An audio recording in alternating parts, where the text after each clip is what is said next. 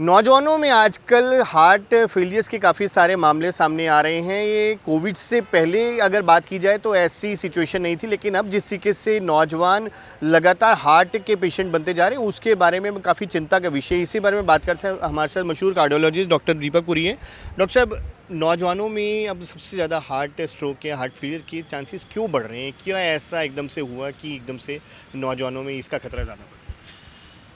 ऐसा नहीं है कि नौजवानों में पहले होते नहीं थे हार्ट अटैक। पहले भी जो इंडियंस में वैसे भी वेस्टर्न पॉपुलेशन से कम 15 साल पहले हार्ट अटैक हो जाते थे।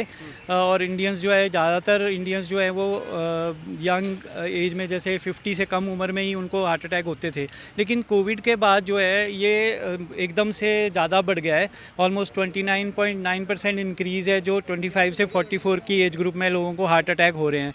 तो इसका मेन कारण ये है कि जो कोविड के बाद जो हमारे एक तो हार्ट को भी जो है कोविड का असर होता है, उसकी वजह से या तो हार्ट फेल भी हो सकता है और हमारे क्लॉट फॉर्मेशन भी ज़्यादा हो सकता है। तो क्लॉट फॉर्मेशन होने से थ्रोम्बस बन के आर्टरी ब्लॉक होने के चांसेस होते हैं। तो यंगस्टर्स में सडनली मौत इसलिए हो जाती है क्योंकि जो अगर जो ब्लॉकेज है अगर धीरे धीरे हो, जैसे कि जैसे जैसे उम्र बढ़ती है तो ब्लॉकेज हो रही है, तो हमारी जो ब्लड सप्लाई है हार्ट की उसमें कोलेट्रल सर्कुलेशन होती है जो भगवान ने बनाए हैं नेचुरल छोटे रास्ते, लेकिन वो खुलते नहीं हैं, वो धीरे धीरे खुलते हैं। जैसे अगर पर्सन फिजिकली एक्टिव रहते हैं तो उनकी जैसे जैसे ब्लॉकेज होती है वैसे वैसे वो रास्ते खुलते हैं ताकि खून का सप्लाई कॉम्प्रोमाइज़ ना हो। लेकिन जो यंग एज में होते हैं वो स्पेशली अगर वो फिज़िकल एक्टिविटी भी नहीं कर रहे और उनके सडनली ब्लॉक हो गई तो उनके कोलेट्रल सर्कुलेशन खुले नहीं होते, तो वो आर्टरी बंद होने से एकदम मसल जो होता है वो खतरे में हो जाता है और अगर उसको विद इन फ्यू आवर्स खोलेंगे नहीं तो वो डेड हो जाएंगे।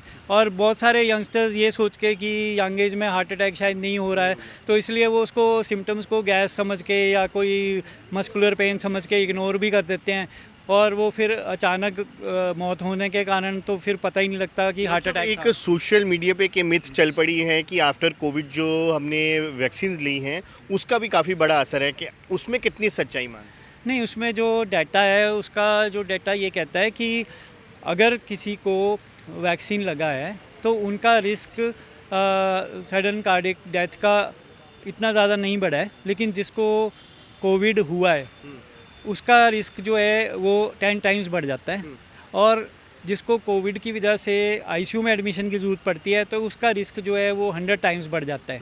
तो अगर हम वैक्सीन से दूर रहेंगे और हमको कोविड हो जाएगा तो हमारा रिस्क उससे मल्टीपल टाइम्स ज़्यादा बढ़ जाता है। तो वैक्सीन ने हमारे को प्रोटेक्शन ही दिया है, लेकिन हम इस चीज़ से लिंक नहीं करना चाहिए कि इसकी वजह से हो रहा है। वो एक तरह से हमको प्रोटेक्शन दे रहे हैं, कुछ हद तक प्रोटेक्शन हमको वैक्सीन से मिल रही है और जिन्होंने नहीं लगाया है, जिनको हो गया, उनको उससे ज़्यादा रिस्क होता है। एक लास्ट सवाल, सीपीआर का कितना अहम रोल है? क्योंकि अब हर किसी को सीपीआर की नॉलेज होनी बेहद ज़रूरी है, क्योंकि जो वक्त ऐसा है उसके लिए आप भी लगातार अवेयर करते हैं, सीपीआर की ट्रेनिंग भी देते हैं। कितना बड़ा रोल मानते हैं सीपीआर? देखो, सीपीआर का रोल जो है वो तो एक ज़िंदगी और मौत का डिफरेंस है। अगर आपने 3 मिनट के अंदर सीपीआर शुरू कर दिया और प्रॉपरली कर दिया तो वो इंसान जो है वो उसका ब्रेन सर्कुलेशन भी प्रिजर्व रहेगा, किडनी का सर्कुलेशन भी प्रिजर्व रहेगा और वो एक तरह से ज़िंदा रहेगा। और अगर हम सीपीआर नहीं इनिशिएट कर पाए 3 मिनट में तो हमारा ब्रेन डेड हो जाएगा। उसके बाद चाहे वो उसको हम रिवाइव भी कर देंगे, अगर 10 मिनट का डिले हो गया तो वो ब्रेन डेड रहेगा, तो उसको फिर वो सिर्फ उसके ऑर्गन डोनेट कर सकते हैं लेकिन वो ज़िंदा नहीं होगा दोबारा।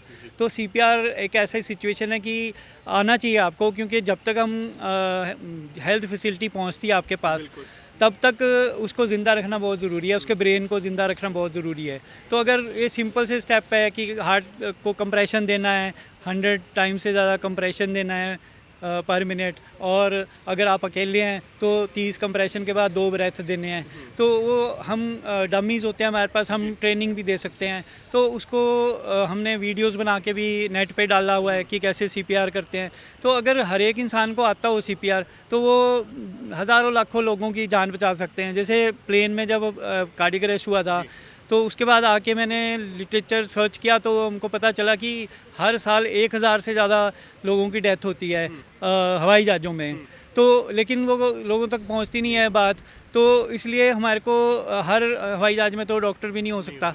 तो इसलिए अगर हमको सीपीआर करना आता है तो फिर हम कहीं पे भी जाएं और कोई ऐसी घटना घट जाए तो सबसे पहले तो ये देखना कि CPR की ज़रूरत है या नहीं है, और उसके बाद अगर उसको ज़रूरत है तो अगर हम इनिशिएट कर देंगे तो जब तक मेडिकल फैसिलिटी आएगी तब तक हमको कंटिन्यू करना पड़ेगा। Thank you.